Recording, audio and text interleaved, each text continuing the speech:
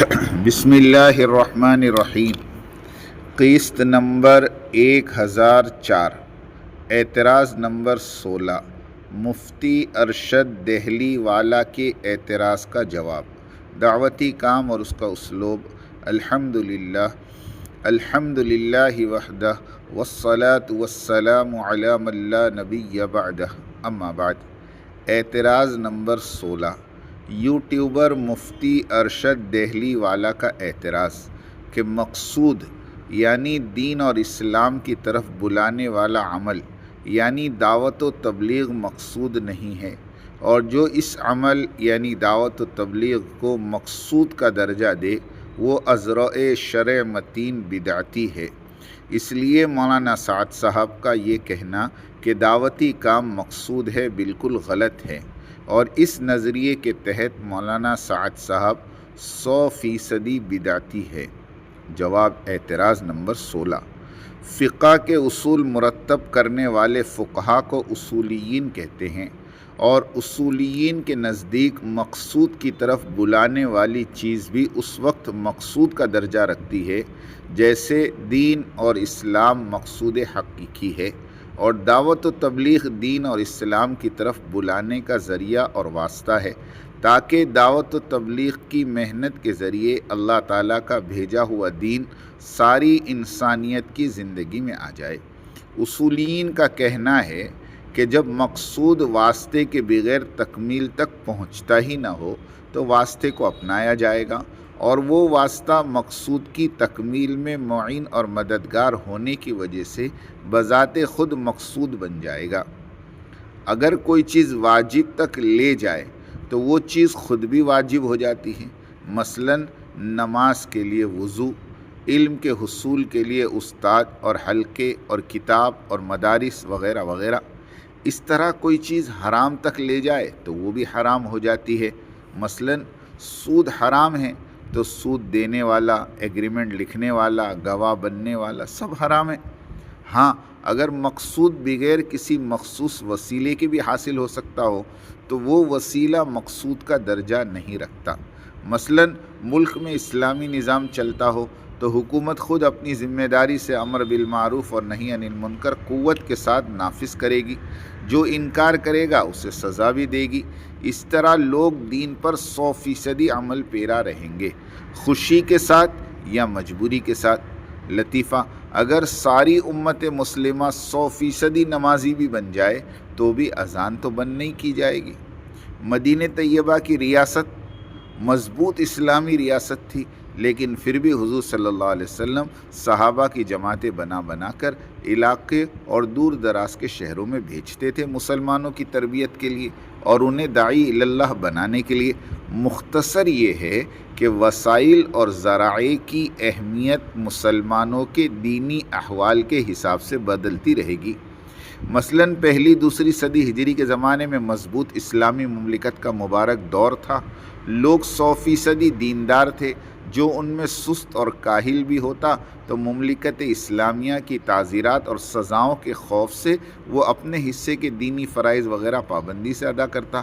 اگر اس دور کے کوئی عالم صاحب کھڑے ہو کر امر بالمعروف اور نہی عن المنکر کا فریضہ انجام دے لیتے تو فقہائے کرام ان کے اس دعوتی عمل کو مستحب، مباح اور فرض کفایہ کا نام دے دیتے تھے۔ لیکن ہمارے وقت کے فقہا کی بصیرت نہ جانے کہاں کھو گئی۔ موجودہ وقت کے مسلمان 100% دیندار تو چھوڑو، البتہ ارتداد کے دہانے پہ کھڑا ہوا ہے، مگر اسلام کے ٹھیکیدار ابھی بھی اسی قدیم 1200 سال پرانے فتوے پر ڈٹے ہوئے ہیں اور کہتے ہیں کہ دعوت و تبلیغ فرض کفایہ ہے۔ مولانا یوسف صاحب لدھوانی رحمۃ اللہ علیہ کا تبصرہ، دین کی دعوت و تبلیغ تو اعلیٰ درجے کی عبادت ہے، اور قرآن کریم اور حدیث نبوی میں جا بجا اس کی تاکید موجود ہے۔ دین سیکھنے اور سکھانے کے لیے جماعت تبلیغ والے وقت فارغ کرنے کا جو مطالبہ کرتے ہیں وہ بھی کوئی نئی ایجاد نہیں، بلکہ ہمیشہ سے مسلمان اس کے لیے وقت فارغ کرتے آ رہے ہیں۔ حضرت صلی اللہ علیہ وسلم سے تبلیغی وفود بھیجنا ثابت ہے۔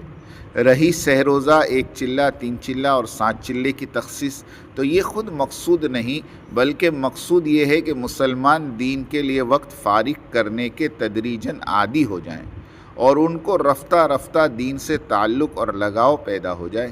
پس جس طرح دینی مدارس میں 9 سالہ 7 سالہ کورس تجویز کیا جاتا ہے، آج تک کسی کو اس کے بدعت ہونے کا وسوسہ بھی نہیں گزرا، اسی طرح تبلیغی اوقات کو بھی بدعت کہنا صحیح نہیں ہے۔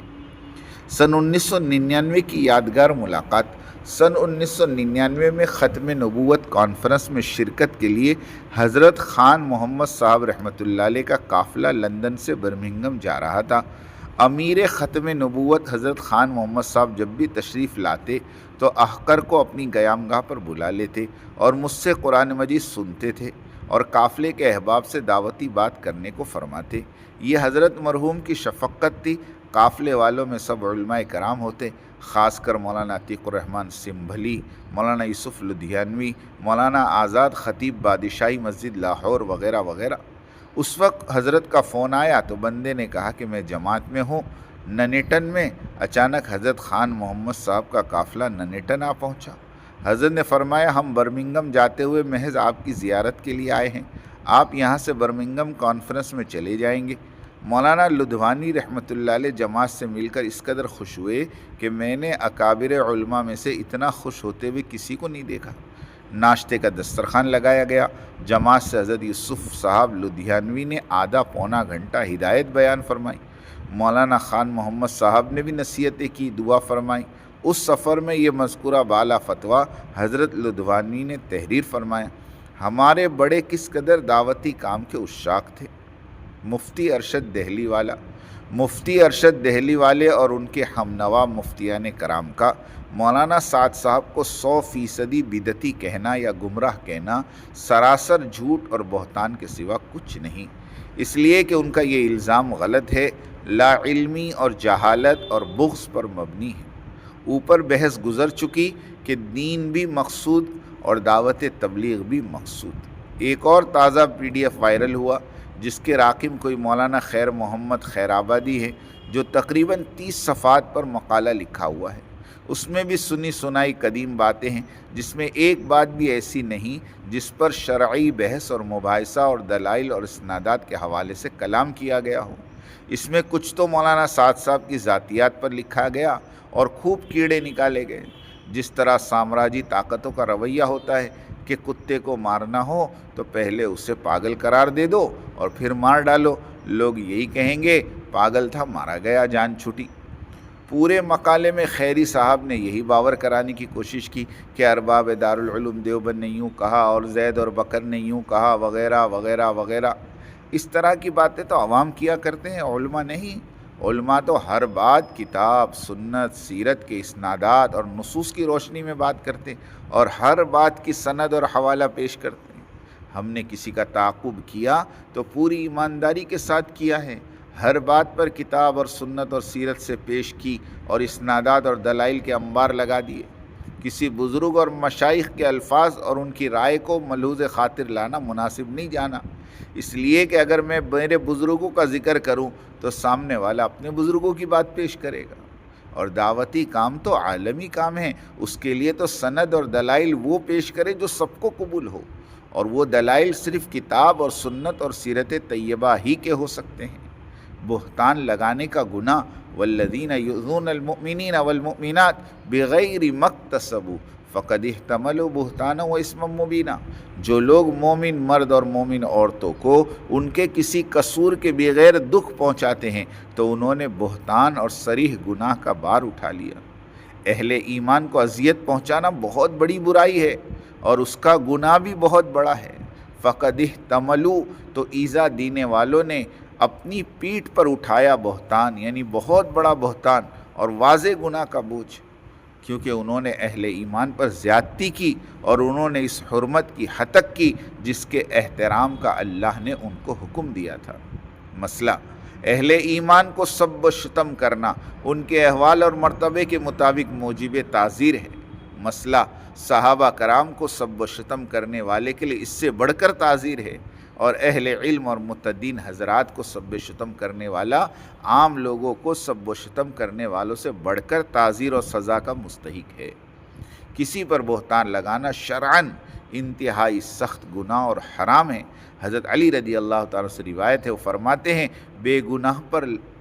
بے گناہ لوگوں پر الزام لگانا آسمانوں سے زیادہ بوجھل ہے، یعنی بہت بڑا گناہ ہے۔ روایت میں ہے کہ جس نے کسی کے بارے میں ایسی بات کہی جو اس میں حقیقت میں تھی ہی نہیں، تو اللہ اسے الزام لگانے والے کو دوزخ کے پیپ میں ڈالے گا، یہاں تک کہ اگر وہ اپنی اس حرکت سے باز آ جائے، رک جائے، توبہ کر لے تو پھر نجات ممکن ہے۔ الغرض مسلمانوں پر بہتان باندھنے یا اس پر بے بنیاد الزامات لگانے پر بڑی وعیدیں آئی ہیں، اس لیے اس عمل سے باز آنا چاہیے، اور جس پر تہمت لگائی ہے اس سے معافی مانگنی چاہیے تاکہ آخرت میں گرفت نہ ہو۔ ترجمہ: مومن کو زیب نہیں دیتا کہ وہ لعن طعن کرے۔ ترجمہ: جو دوسرے پر کفر اور فسق اور فجور کا الزام لگائے وہ شخص واقعی ایسا نہیں ہے تو وہ کفر اور فسق اسی کہنے والے پر لوٹے گا۔ مسئلہ: اگر کوئی شخص کسی پر بغیر تحقیق اور ثبوت الزام یا بہتان لگاتا ہے تو شرعاً یہ گناہ کبیرہ ہے۔ اگر وہ مسلسل اور اعلانیہ طور پر بار بار اس گناہ کا ارتکاب کرتا ہے اور توبہ کرنے کے ساتھ ساتھ صاحب حق سے معافی نہیں مانگتا تو اس کی اقتدام نماز کراہیت کے ساتھ ادا ہو جائے گی، اور اگر وہ توبہ کر لیتا ہے یا کسی غلط فہمی کی بنیاد پر کسی کی طرف اس نے خلاف حقیقت بات منسوب کی ہے لیکن حقیقت حال بتانے کے بعد وہ رجوع کر لے تو ایسے شخص کی اقتدام بلا کراہیت نماز ادا ہو جائے گی۔ اللہ تعالی ہمیں سمجھ عطا فرمائے، انسانیت کی عمومی ہدایت کے فیصلے فرمائے۔ آمین آمین آمین، وآخر دعوانا ان الحمد للہ رب العالمین۔